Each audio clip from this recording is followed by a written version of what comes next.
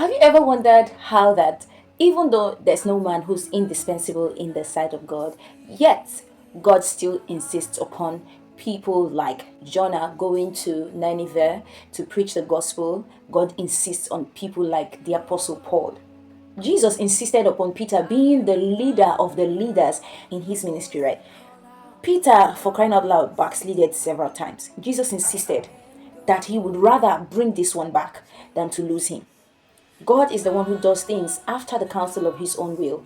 He purposes in his heart to use a person, calls us out, and trains us for a particular thing. God knows each soldier and what he has put them through, and he knows where to send which.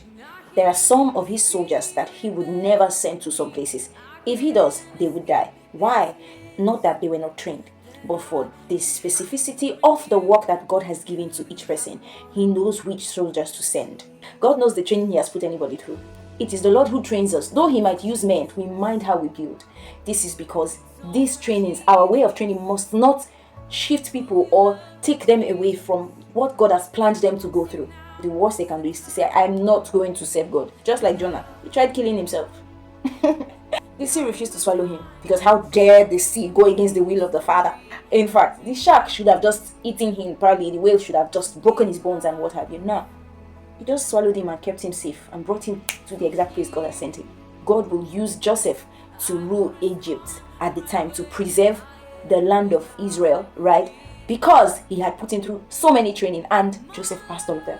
There are some people that God will insist upon using, and it's not because you're better than any other soldier in Christ. If he chooses to use you and you say no, it's not going to force you.